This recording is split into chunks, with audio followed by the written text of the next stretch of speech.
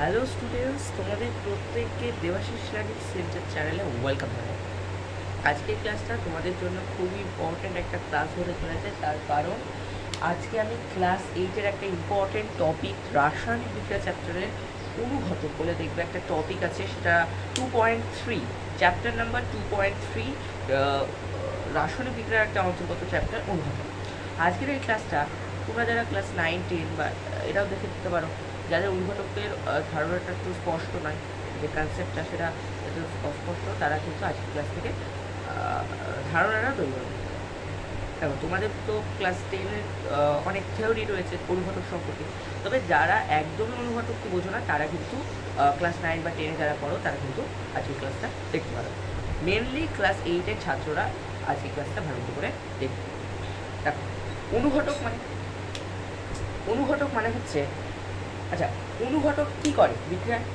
কোনো একটা রাসায়নিক বিক্রিয়া কি? রাসায়নিক বিক্রিয়া মানে হচ্ছে যে প্রক্রিয়ায় একটা প্রক্রিয়া কোনো পদার্থ বিয়োজিত হয়ে একাধিক পদার্থ মানে নতুন ধরনের বিশিষ্ট একাধিক পদার্থ গ্রহণ করতে পারে, অথবা অথবা এক বা একাধিক পদার্থ পরস্পর যুক্ত হয়ে একটা ভিন্ন ধরনের বিশিষ্ট পদার্থ গ্রহণ করে, এটা রাসায়নিক বিক্রিয়া। এবার এই রাসায়নিক বিক্রিয়া হতে গেলে এই রাসায়নিক বিক্রিয়ার বেগটা বাড়াই হচ্ছে অনুঘটক। রাসায়নিক বিক্রিয়ার বেগটা বাড়াই হচ্ছে তোমার এই অনুঘটক। তাহলে অনুঘটকের কাজ, অনুঘটক রাসায়নিক বিক্রিয়ার বেগটা বাড়ায়। আবার একটু উঁচু ক্লাস যারা 9-10 রয়েছে তাদের ক্ষেত্রে রাসায়নিক অনুঘটক বিক্রিয়ার বেগটা বাড়াতেও পারে, আবার কমায়। অর্থাৎ ক্লাস 8-এ শুধুমাত্র বেগটা বাড়াই রয়েছে, কিন্তু বেগটা বাড়ায় অথবা কমায়, দুটো হতে পারে। এবার অনুঘটকের সংজ্ঞাটা কি? অনুঘটকের সংজ্ঞা হচ্ছে যেসব রাসায়নিক পদার্থ কোনো রাসায়নিক বিক্রিয়া স্বল্প পরিমাণে উপস্থিত থেকে বিক্রিয়ার বেগকে ত্বরান্বিত বা মন্দীভূত করে। মানে কোনো একটা রাসায়নিক পদার্থ, অনুঘটক মানে একটা রাসায়নিক পদার্থ যেটা কোনো রাসায়নিক বিক্রিয়া স্বল্প পরিমাণে উপস্থিত থেকে বিক্রিয়ার বেগটাকে ত্বরান্বিত মানে বাড়ায় বা মন্দীভূত মানে কমায় করে, কিন্তু বিক্রিয়া শেষে নিজে ধর্ম পরিবর্তন থাকে। মানে অনুঘটক হচ্ছে বিক্রিয়ার বেগটাকে জাস্ট বাড়িয়ে দেয়, মানে একটা বিক্রিয়া হচ্ছে সেই বিক্রিয়ার বেগটাকে বাড়িয়ে দেবে, যে বিক্রিয়ার শেষে কিন্তু সে আবার যেরকম যা ছিল সেরকম কিন্তু থাকবে। সুতরাং শুধুমাত্র বিক্রিয়ার বেগটা ক্ষেত্রে বাড়াবে। আচ্ছা, এটা অনুঘটকের জায়গা। এবার অনুঘটকের যে কাজটা করছে, মানে বিক্রিয়ার বেগটা অনুঘটক বাড়াচ্ছে, এই অনুঘটকের কাজকে বলে অনুঘটন। অনুঘটন বলে। তাহলে অনুঘটকের কাজকে বলে অনুঘটন। এইটুকু ছিল। আচ্ছা, অনুঘটকের এক্সাম্পল যদি বলি, অনুঘটকের এক্সাম্পল একটা হয় manganese dioxide. Manganese dioxide class 8-এর টেক্সটবুকের মধ্যে অলরেডি এটা ইনক্লুড করে দেওয়া হয়েছে, ম্যাঙ্গানিজ ডাইঅক্সাইড। আর একটা উঁচু ক্লাসের জন্য বলছি vanadium pentoxide. Vanadium pentoxide, pentoxide কেন হলো? ও 5 হচ্ছে, 5 মানে পেন্টা হয়। তাহলে ভ্যানাডিয়াম পেন্টক্সাইড হচ্ছে H2SO4 প্রস্তুতিতে মানে সালফিউরিক অ্যাসিডের শিল্প প্রস্তুতিতে ভ্যানাডিয়াম পেন্টক্সাইড অনুঘটক ইউজ করা হয়। এবার ম্যাঙ্গানিজ ডাইঅক্সাইড হচ্ছে H2O2 মানে হাইড্রোজেন পারঅক্সাইডের বেগটাকে জাস্ট বৃদ্ধি করে, এটা টেক্সটে দেওয়া হয়েছে। এবার অনুঘটকের বৈশিষ্ট্য, এবার জানতে হবে অনুঘটকের বৈশিষ্ট্য। অনুঘটকের বৈশিষ্ট্যের মধ্যে প্রথমে হচ্ছে অনুঘটক কোনো রাসায়নিক বিক্রিয়ায় অংশগ্রহণ করার পর বিক্রিয়া শেষে নিজে ধর্ম পরিবর্তন থাকে। আবার অনুঘটক হচ্ছে বিক্রিয়ার বেগ বাড়াতে কমাতে পারে। কোনো রাসায়নিক বিক্রিয়া এদের যে উপযোগী, মানে কোন রাসায়নিক বিক্রিয়ায় কোন অনুঘটক ব্যবহার করা হবে সেটা হচ্ছে পরীক্ষা করে বার করতে হয়, সেটা বিক্রিয়ার সমীকরণ দেখলেই বলা যায় না।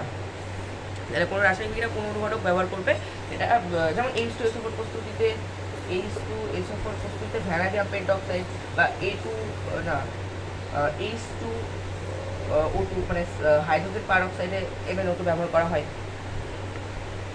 তবে ক্লাস 8-এর টেক্সটবুকের মধ্যে এই অনুঘটকের চ্যাপ্টারে এখানটাই এক্সপ্লেন করে দেওয়া হয়েছে সব। এখানে একটা এক্সাম্পল ছিল যে H2O2, এখানে ছিল 2H2O2, এটা হচ্ছে 2H2O প্লাস O2, এটা হচ্ছিল। তাহলে এই যে বিক্রিয়াটা, এই বিক্রিয়াটায় কি হচ্ছিল, এই H2 এইটা দেরিতে অক্সিজেন দিচ্ছিল, MnO2 অ্যাড করার পর সেটা বেগটাকে বাড়িয়ে তাড়াতাড়ি অক্সিজেন দিতে লেগেছে। আচ্ছা, এবার অনুঘটক, এই অনুঘটক কোনো রাসায়নিক বিক্রিয়ায় খুব সূক্ষ্ম গুঁড়ো নেওয়া উচিত, একটা বড় ঢেলা নেওয়া উচিত না, খুব সূক্ষ্ম সূক্ষ্ম অনুঘটক, মানে কোনো রাসায়নিক এত বড় অনুঘটক না নিয়ে যদি এরকম ছোট ছোট টুকরো করে অনুঘটক নেওয়া হয় তাহলে সেই রাসায়নিক বিক্রিয়ার বেগটা টানতে পারে। এবার যত ছোট ছোট করবো, এইটাকে ভেঙে যত ছোট ছোট করবো, তার উপরিতলের যে ক্ষেত্রফল, উপরিতলের যে ক্ষেত্রফলটা সেটাও বৃদ্ধি পাবে।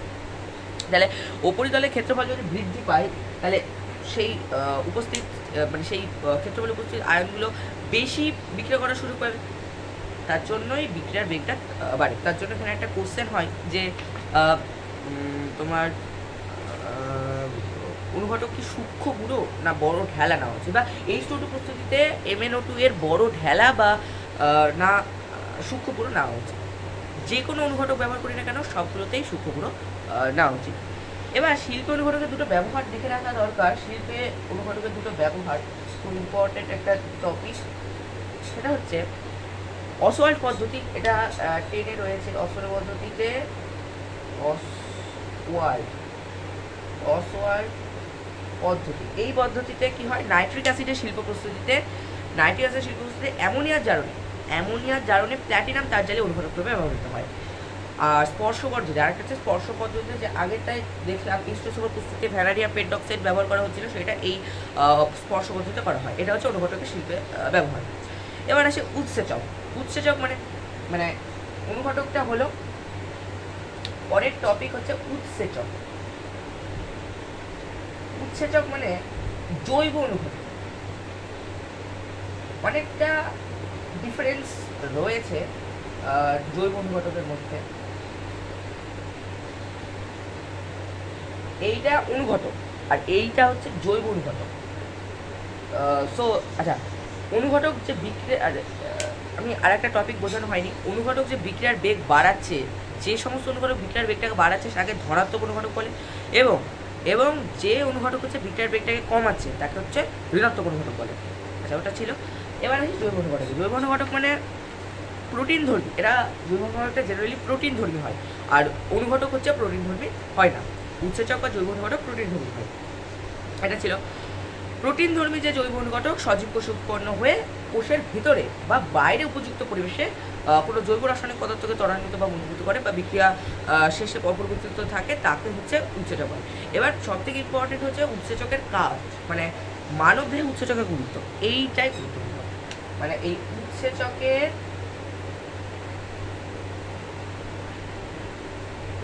গুরুত্ব, সেটা হচ্ছে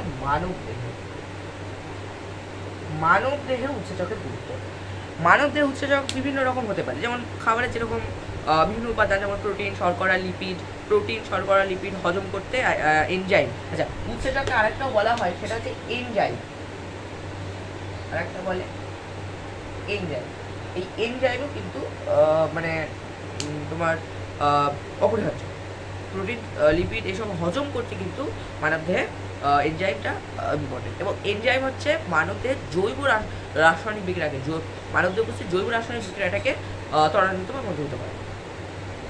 এবার মাইটোকন্ড্রিয়া থেকে শক্তি উৎপাদন। মাইটোকন্ড্রিয়াটা জীবদেহ গঠনে ছিল ক্লাস 8-এ। জীবদেহ গঠনে মাইটোকন্ড্রিয়া হচ্ছে শক্তি উৎপাদনে হেল্প করে। এই মাইটোকন্ড্রিয়াতে শক্তি উৎপাদনে হয় সাইটোক্রোম অক্সিডেজ।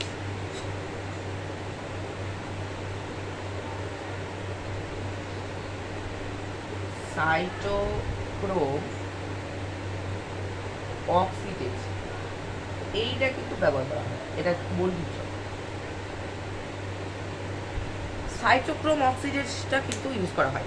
এছাড়া ডিএনএ মানে ডি রাইবোনিউক্লিক অ্যাসিড, হরমোন, কোষ পর্দা, নানা উপাদান, বিভিন্ন প্রোটিন তৈরিতে কোষ মধ্যস্থ ক্ষতিকারক যৌগ, মানে H2O2 ক্ষতিকারক যৌগ হচ্ছে H2O2 মানে হাইড্রোজেন পারঅক্সাইড, এটাও কিন্তু নষ্ট করতে বিভিন্ন রকম অনুঘটক মানে উৎসেচক, জৈব অনুঘটক ইউজ করা হয়। আচ্ছা, এগুলোই আছে অনুঘটকের মধ্যে, আর সেরকম কিছু নেই। উৎসেচকের কয়েকটা বৈশিষ্ট্য বলেই নিই। প্রতিটা উৎসেচক একটা নির্দিষ্ট তাপমাত্রায় সর্বাধিক কর্মক্ষমত হয়। আর একটা হচ্ছে বিক্রিয়া শেষে এটা অপ্রবর্তিত থাকে, অনুঘটকের মধ্যে সেম। আর প্রোটিন ধর্মী, এবং এরা কিন্তু প্রোটিন ধর্মী হয়। আর কোষে কোলোয়েড হিসাবে কিন্তু থাকে। কোলোয়েড এটা এখন বুঝে লাভ নেই। সো এটা হয়ে গেল। জেনারেলি এগুলোই রয়েছে। এবার টেক্সট বুকের মধ্যে আর সেরকম কিছু নেই। এখানে একটা এক্সাম্পল আছে, আর কিছু শর্ট কোশ্চেন বলে দিচ্ছি। শর্ট কোশ্চেনের মধ্যে এইখানটা একটা শর্ট কোশ্চেন পাবো, সেটা হচ্ছে যে শর্ট কোর্স এটা হচ্ছে এই যে সিদ্ধ মেটের ক্যাটলেজ। আচ্ছা, আলুতে একটা এনজাইম থাকে, সেটা হচ্ছে ক্যাটলেজ। আর এখানে এই পরবর্তী পৃষ্ঠায় মানে 90 পেজে এখানে একটা আছে অড়হর ডাল বা তরমুজের বীজে একটা এনজাইম থাকে। অড়হর ডাল বা তরমুজের বীজে এটা হচ্ছে ইউরেজ।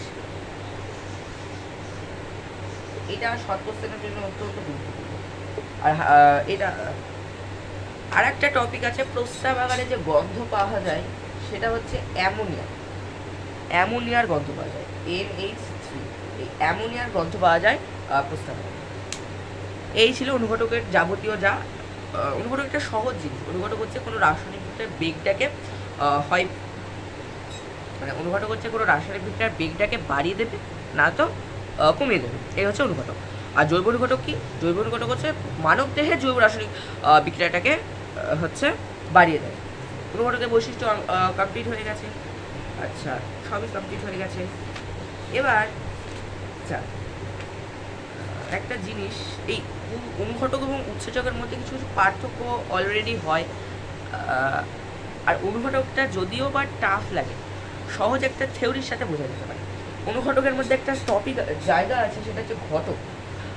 কি এটা আমরা অলরেডি জানি। ঘটক হয়তো কোনো একটা বিয়ে হচ্ছে, সেখানে পাত্র বা পাত্রীর সম্বন্ধ সেটা কিন্তু দেরিতে হচ্ছে, তার জন্য কোনো ঘটক এসে সেটাকে হয়তো 1 বছর বা 2 বছরে বিয়ে হচ্ছিলো, সেটা 2 মাসে করে দেয়। তো এটা তাড়াতাড়ি করছে। আবার বিক্রিয়াটা তো তাই, একদম যদি ওইটার সঙ্গে কম্পেয়ার করে দেখি, অনুঘটকও কিন্তু কোনো রাসায়নিক বিক্রিয়ার বেগটাকে বাড়িয়ে দেয়। আর কোনো ওখানে বিয়ে দেরিতে হচ্ছিলো, ওটা দেরিতে হচ্ছিলো, বাড়িয়ে দিচ্ছে ঘটক। কিন্তু এখানেও অনুঘটক রাসায়নিক বিক্রিয়ায় কিন্তু বেগটাকে বাড়িয়ে দিচ্ছে। এটাই ছিল আজকের টপিক। তবে এখানে অনুঘটক এবং উৎসেচকের মধ্যে কিছু পার্থক্য আমরা দেখব। এইটা খুব ইম্পর্টেন্ট একটা জায়গা, অলরেডি দিতে পারে। একটা পার্থক্য তো আমরা ডিসকাস করে নিয়েছি, সেটা হচ্ছে অনুঘটক রাসায়নিক হয়, মানে অনুঘটক হচ্ছে প্রোটিন ধর্মী হয় না। আর উৎসেচক এটা আজকে লাস্ট টপিক। অনুঘটকের মধ্যে প্রথম আমরা যদি দেখি যে এটা প্রোটিন ধর্মী না,